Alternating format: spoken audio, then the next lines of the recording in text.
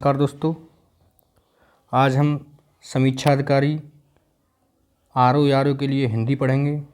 जैसा कि आप सभी लोग जानते हैं, आर ओ में प्री हो या मेंस हो 60 नंबर की हिंदी आती है। प्री वाले पेपर में देखोगे तो हिंदी के 6 टॉपिक होते हैं, विलोम शब्द जो 10 नंबर के होते हैं और 10 ही इसके क्वेश्चन होंगे। फिर विशेष से विशेषण, ये भी 10 नंबर के होंगे, इसके भी 10 क्वेश्चन होंगे। तत्सम एवं तद्भव, ये भी 10 क्वेश्चन होते हैं, इनके भी 10 नंबर होते हैं। पर्यायवाची भी 10 क्वेश्चन होते हैं, 10 ही नंबर के होते हैं। वाक्य एवं वर्तनी शुद्धि भी 10 नंबर की होती हैं और 10 ही क्वेश्चन होते हैं।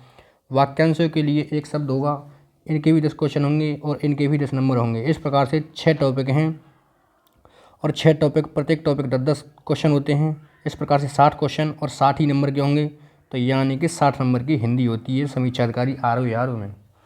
अगर थोड़ी सी ज़्यादा अच्छी तरह से मेहनत करोगे तो लगभग 55+ नंबर आपके बन सकते हैं हिंदी में, क्योंकि 140 नंबर की जीएस होती है और 60 नंबर की यहाँ हिंदी होती है। तो 200 नंबर का पेपर होता है और 200 ही इसमें क्वेश्चन होते हैं और 1/3 की नेगेटिव मार्किंग होती है। तो यहाँ जैसा आप अगर थोड़ी सी मेहनत करोगे तो लगभग 135 नंबर लेके आ सकते हैं और 135 में आप मेरिट में होंगे, चाहे वो जनरल हो, ओबीसी हो, चाहे आपका एससी हो। एससी वालों के लिए 125 से लेकर 130, जनरल वालों के लिए 140 के नीचे 140-45। वैसे पिछली बार देखोगे तो 130 से लेकर के 140 के बीच में ही आता है। तो इस प्रकार से 135 या 140 का टारगेट रखना चाहिए।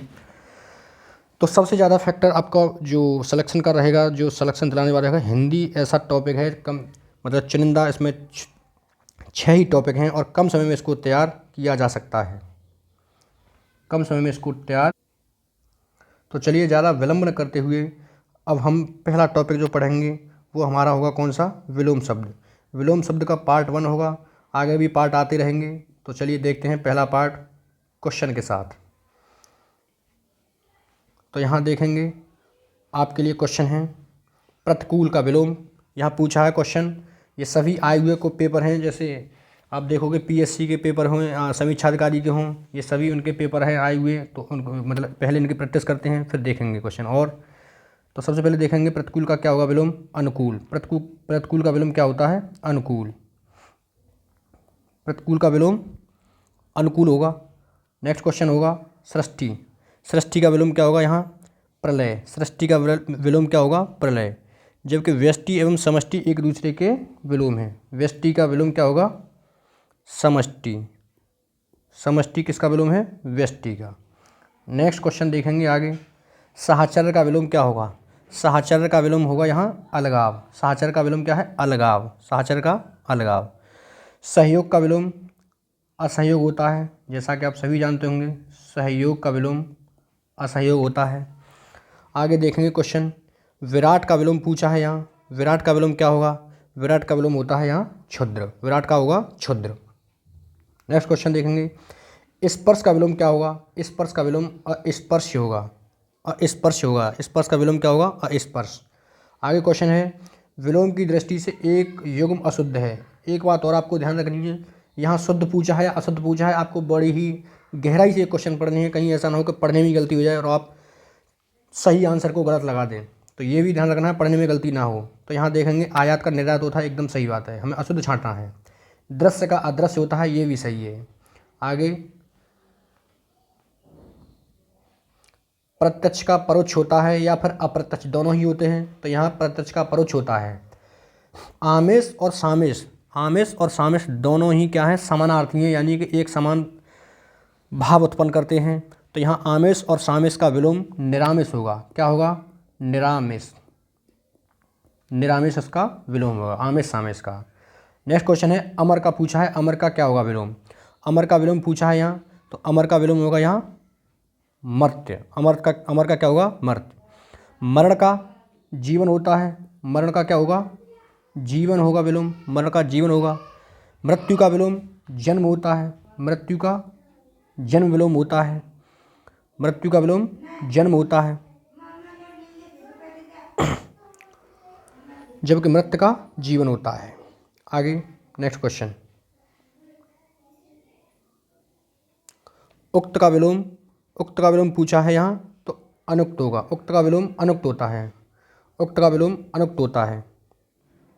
और देखेंगे उपयुक्त का विलोम पूछे, उपयुक्त का क्या होगा, तो यहाँ अनुपयुक्त होगा, अनुपयुक्त। क्या होगा, उपयुक्त का अनुपयुक्त होगा। ठीक है, अधोलिखित का निम्नलिखित होता है विलोम। आगे अंतर्मुखी का विलोम पूछा है, अंतर्मुखी का विलोम होता है यहाँ बहिर्मुखी, अंतर्मुखी का बहिर्मुखी विलोम होता है। और जबकि वाचाल का विलोम क्या होगा, मूक, वाचाल का विलोम मूक होता है। आगे राजा का विलोम क्या होगा, राजा का विलोम रंक होता है, राजा का विलोम रंक होता है। गरीब का अमीर होता है, गरीब का विलोम क्या होगा, अमीर होता है, गरीब का विलोम अमीर। आगे अगला क्वेश्चन है आकाश का विलोम क्या होगा, आकाश का विलोम यहाँ पाताल है, आकाश का विलोम पाताल होता है। आगे नेक्स्ट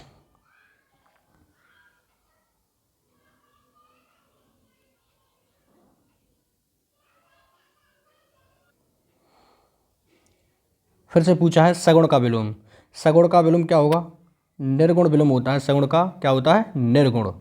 जबकि गुण का अवगुण होता है, अवगुण का क्या होगा, गुण विलोम होता है, गुण का अवगुण और सगुण का निर्गुण विलोम होता है। नेक्स्ट क्वेश्चन अपशकुन, अपशकुन का विलोम क्या होगा, अपशकुन पूछा है, अपशकुन का विलोम क्या होगा, तो यहाँ होगा शकुन, शकुन क्या है, अपशकुन का विलोम है। जबकि पाप का विलोम क्या हुआ, पुण्य, पुण्य का विलोम पाप होता है। आगे आवेशित, आवेशित का विलोम पूछा है, आवेशित का विलोम क्या होगा, अनावेशित, आवेशित का क्या होगा, अनावेशित। जबकि अनावृष्टि, जबकि अनावृष्टि का विलोम वृष्टि होता है, वृष्टि किसका है, अनावृष्टि। आश्रित का अनाश्रित होता है, आश्रित का अनाश्रित विलोम होगा, आश्रित का अनाश्रित होगा। आगे नेक्स्ट क्वेश्चन है अर्जन, अर्जन का विलोम पूछा है, तो यहाँ होगा अर्जन का विलोम व्ययन, अर्जन का विलोम व्ययन होगा। अर्जित का विलोम अनर्जित होता है, अर्जित का विलोम क्या होगा, अनर्जित, अनर्जित, अनर्जित। अमृत का विलोम विष होता है, अमृत का विलोम क्या होगा, विष होता है। और अनर्थ का विलोम अर्थ होता है, अनर्थ का विलोम क्या होगा, अर्थ होगा। नेक्स्ट क्वेश्चन देखते हैं कथित, यहाँ पूछा है क्वेश्चन कथित का विलोम क्या होगा, कथित का विलोम क्या होगा, अकथित, कथित का विलोम अकथित होता है। जबकि अकथ्य का विलोम कथ्य होता है, अकथ्य का विलोम कथ्य होता है। और देखेंगे कथनीय का विलोम क्या होगा, अकथनीय, कथनीय का विलोम अकथनीय, ये इनके विलोम हैं। नेक्स्ट क्वेश्चन देखते हैं प्रच्छन्न का विलोम क्या होगा, पूछा है क्वेश्चन प्रच्छन्न का विलोम क्या होगा, तो यहाँ प्रच्छन्न का विलोम होगा प्रतिपन्न, प्रच्छन्न का विलोम क्या है, प्रतिपन्न, प्रतिपन्न। आगे जबकि गौण प्राथमिक का विलोम है, यहाँ देखोगे तो गौण किसका विलोम है, प्राथमिक का विलोम क्या है, गौण, गौण का विलोम प्राथमिक है। प्रत्यक्ष का विलोम क्या होगा, परोक्ष, प्रत्यक्ष का विलोम क्या होगा, परोक्ष या फिर अप्रत्यक्ष, अप्रत्यक्ष, दोनों ही इसके हो सकते हैं। नेक्स्ट देखते हैं अगला क्वेश्चन है निम्नलिखित में से कौन सा एक प्रभावी का विलोम नहीं है, पूछा है प्रभावी का विलोम नहीं है। तो यहाँ जब भी क्वेश्चन आना है तो इस पर ये जरूर ध्यान देखना है कि नहीं है, तो इस पर ये लगा लेना है गोला, तो इससे पता चलता है कि क्या है क्वेश्चन, क्या लगाना है हमें। तो प्रभावी का विलोम नहीं, मतलब पूछा नहीं है, तो प्रभावी का विलोम क्या क्या होता है, एक तो अप्रभावी विलोम होता है, निष्प्रभावी भी प्रभावी का विलोम है, प्रभाव शून्य भी किसका है, प्रभावी का विलोम है। तो आंसर होगा आपका अप्रयुक्त, ये इसका आंसर है अप्रयुक्त, प्रभावी का विलोम नहीं है, तो कौन सा है, अप्रयुक्त। ठीक है, अप्रयुक्त, अप्रयुक्त का विलोम जो होता है वो होता है प्रयुक्त, क्या होता है, प्रयुक्त। आगे देखते हैं अगला क्वेश्चन, ये पूछा है पाश्चात्य, पाश्चात्य का विलोम पूछा है, पाश्चात्य शब्द का विलोम पूछा है। तो पाश्चात्य शब्द का जो विलोम होगा वो होगा पौरस्त्य, पाश्चात्य का क्या होता है, पौरस्त्य। अगला नेक्स्ट पार्ट।